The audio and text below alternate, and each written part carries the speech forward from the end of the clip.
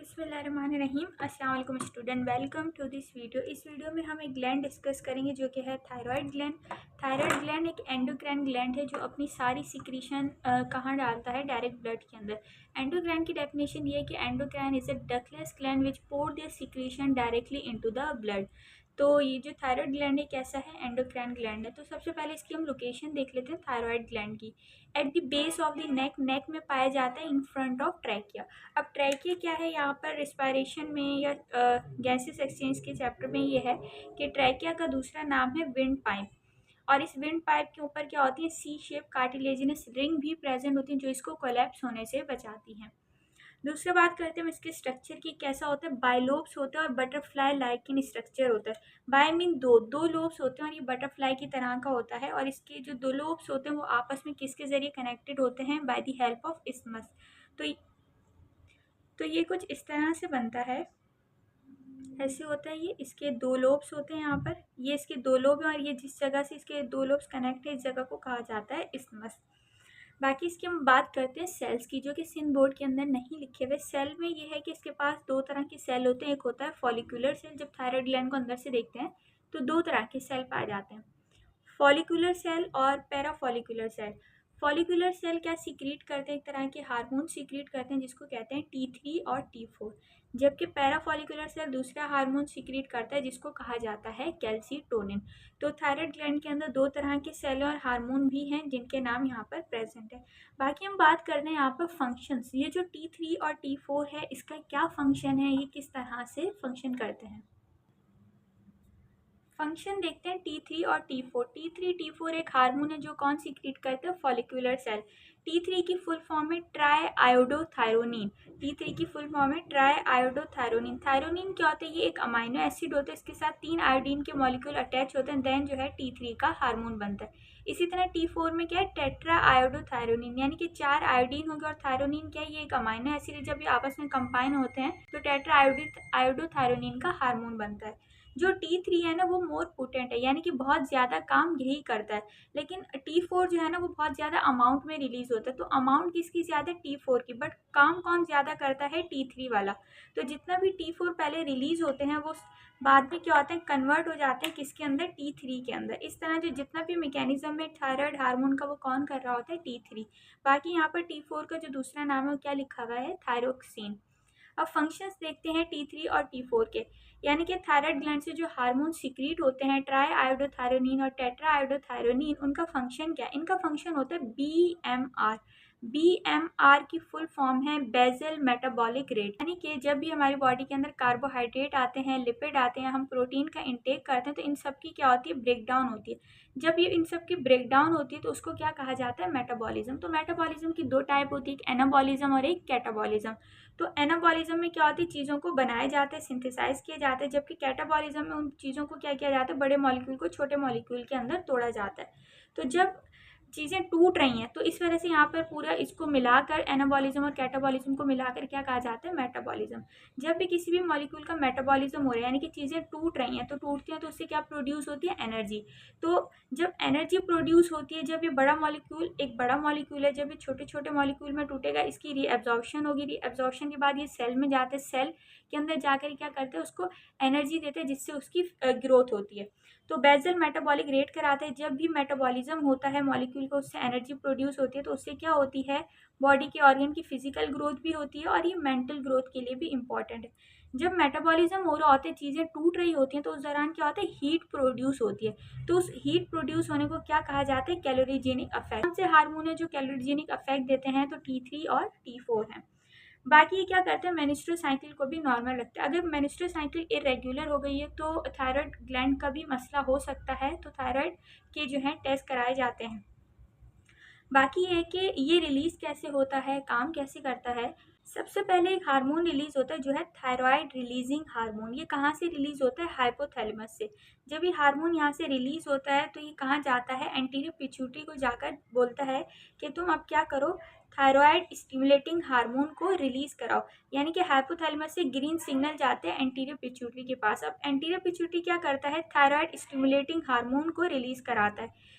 Thyroid stimulating hormone, यानी कि thyroid को जगाने वाला हार्मोन जो है वो एंटीरियर पिट्यूटरी से रिलीज होता है, ब्लड में ट्रैवल करते हुए कहाँ तक पहुँचते हैं, थायराइड तक। फिर थायराइड ग्लैंड क्या होता है, जाग जाता है, एक्टिवेट होता है। जब थायराइड ग्लैंड एक्टिवेट होता है तो फिर उससे ये हार्मोन रिलीज होते हैं T3 और T4। तो T3 और थायराइड ग्लैंड को एक्टिवेट किसने किया, TSH ने। TSH कहाँ से रिलीज होता है, एंटीरियर पिट्यूटरी से। TSH एंटीरियर पिट्यूटरी से कब रिलीज हुआ, जब उसको हाइपोथैलेमस के हार्मोन TRH ने मैसेज दिया। TRH क्यों मैसेज देते, क्या जरूरत पड़ गई कि TRH जो हाइपोथैलेमस से रिलीज होता है, जब बॉडी के अंदर मॉलिक्यूल का लेवल इंक्रीज हो जाए, कार्बोहाइड्रेट लिपिड प्रोटीन का, मेटाबॉलिक रेट स्लो हो जाए, तो उस दौरान क्या होता है कि यहाँ से मैसेज जाता है और फिर दोबारा से मेटाबॉलिज्म को बढ़ाया जाता है। अब यहाँ पर एक टर्म है हाइपरथायरॉयडिज्म।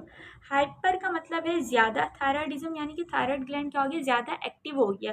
तो इसमें क्या होगा, अगर थायराइड ग्लैंड ज्यादा एक्टिव हो गया तो एक्सेसिव सिक्रीशन होगी थायराइड हार्मोन की। जब ज्यादा थायराइड हार्मोन सिक्रीट हो रहे हैं तो उसके कुछ सिम्टम्स होते हैं। अब वो सिम्टम्स क्या क्या है, साइन और सिम्टम, उनमें सबसे पहले है वेट लॉस। ठीक है, सबसे पहले क्या होगा, वेट लॉस।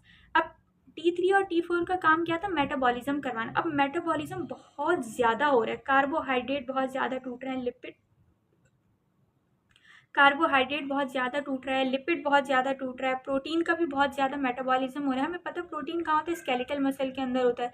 लिपिड कहाँ होता है, एडिपोज टिश्यू के अंदर होता है। कार्बोहाइड्रेट कहाँ होता है, लिवर के अंदर भी होता है और मसल सेल के अंदर भी होता है। अब इनकी ब्रेकडाउन ज़्यादा हो रही है, जब ब्रेकडाउन ज़्यादा हो रही है, ज़्यादा मेटाबॉलिज्म हो रहा है, तो ऑब्वियसली क्या होगा, वेट लॉस होगा।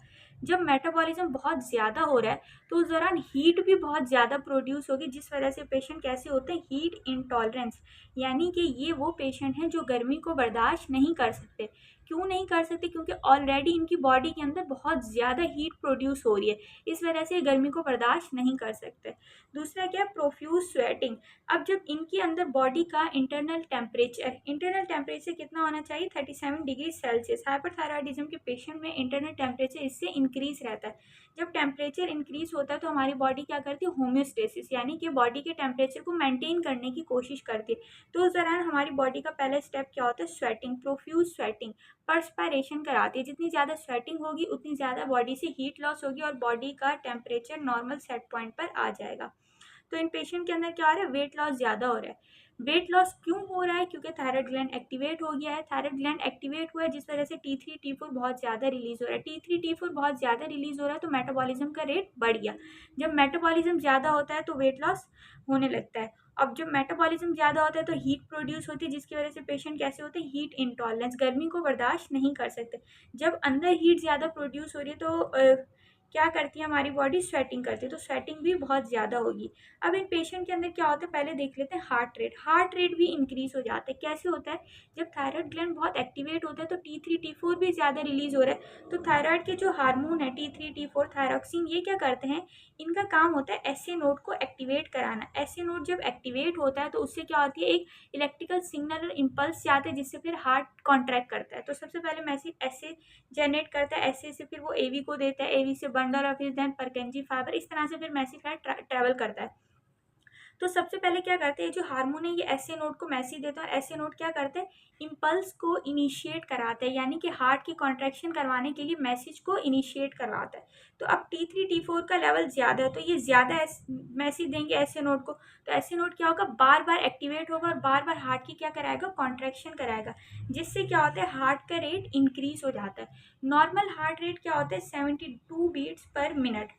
तो एक रेंज भी होती है कि 60 से 100 तक नॉर्मल काउंट होता है। अगर 100 से ज़्यादा हार्ट रेट हो जाए तो वो हाइपरथायरॉयडिज्म के पेशेंट में होता है। अगर heart rate 100 beats per minute से इंक्रीज कर जाए तो इस टर्म को कहा जाता है ट्रैकीकार्डिया, यानी कि हार्ट रेट क्या हो रहा है, इंक्रीज हो रहा है, तो ट्रैकीकार्डिया कहा जाता है। बाकी इन पेशेंट के अंदर इस वजह से जब हार्ट रेट इंक्रीज हो गया, कार्डियक आउटपुट भी इंक्रीज हो जाता है, इस वजह से इन पेशेंट में ब्लड प्रेशर भी इंक्रीज रहता है। बाकी इन पेशेंट को क्या हो जाता है, डायरिया हो जाता है। क्यों, क्योंकि मेटाबॉलिज्म बहुत ज़्यादा हो रहा है, हर चीज़ की एक्टिविटी फास्ट हो रही है, तो इंटेस्टाइन की मोबिलिटी भी क्या होती है, मोटिलिटी भी फास्ट होने लगती है, इंटेस्टाइन भी बहुत ज़्यादा कॉन्ट्रैक्ट करने लगता है, जिस वजह से इन पेशेंट को क्या हो जाता है, डायरिया हो जाता है। अब डायरिया हो रहा है तो इन पेशेंट के अंदर जो रीअब्जॉर्प्शन हो रही होगी खाने की वो बहुत फिर स्लो होने लगती है। तो ये एक टर्म थी हाइपरथायरॉयडिज्म, जिसमें थायराइड ग्लैंड बहुत ज़्यादा एक्टिवेट हो गया है, जिसके साइन और सिम्टम्स यहाँ पर मेंशन है। अब हाइपरथायरॉयडिज्म को कहा जाता है ग्रेव्स डिजीज। हाइपरथायरॉयडिज्म को कहा जाता है ग्रेव्स डिजीज। ग्रेव्स डिजीज क्या है? ये एक ऑटो इम्यून डिसऑर्डर है। इस ऑटो इम्यून डिसऑर्डर में क्या होता है कि जो हमारे इम्यून सिस्टम के सेल हैं वो हमारे ही बॉडी के सेल को मारना शुरू कर देते हैं। इम्यून सिस्टम का क्या काम होता है? किसी भी फॉरेन माइक्रो ऑर्गेनिज्म को मारना, लेकिन यहाँ पर हमारा इम्यून सिस्टम क्या कर रहा है? हमारी अपनी बॉडी के सेल को मारना शुरू कर देता है। अब इसमें होता क्या है कि इम्यून सिस्टम क्या करता है? प्रोड्यूस करता है एंटीबॉडीज़, और वो एंटीबॉडीज़ क्या करती हैं? थायराइड ग्लैंड पर जो है एक्ट करती हैं, जिसकी वजह से थायराइड ग्लैंड क्या हो जाता है? बहुत ज़्यादा एक्टिवेट हो जाता है। अगर मैं बोलूँ हाइपरथायराइडिज्म का मेन कॉज क्या है, तो वो ऑटो इम्यून डिसऑर्डर है। यानी कि हाइपरथायराइडिज्म किस वजह से होती है? खुद ब खुद होती है ऑटो इम्यून डिसऑर्डर की वजह से, जिसमें ये होता है कि इम्यून सिस्टम एक ऐसी एंटीबॉडीज़ बनाता है जो किस पर एक्ट करती हैं? थायराइड ग्लैंड पर एक्ट करती हैं, और थायराइड ग्लैंड को क्या करा देती हैं? एक्टिवेट करा देती हैं।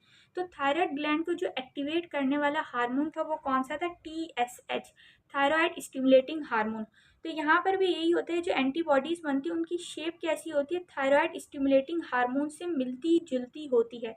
तो थायराइड स्टिमुलेटिंग हार्मोन क्या करता है? थायराइड ग्लैंड पर जाकर बाइंड हो जाता है और इसको एक्टिवेट करा देता है, जिस वजह से हाइपरथायराइडिज्म हो जाती है।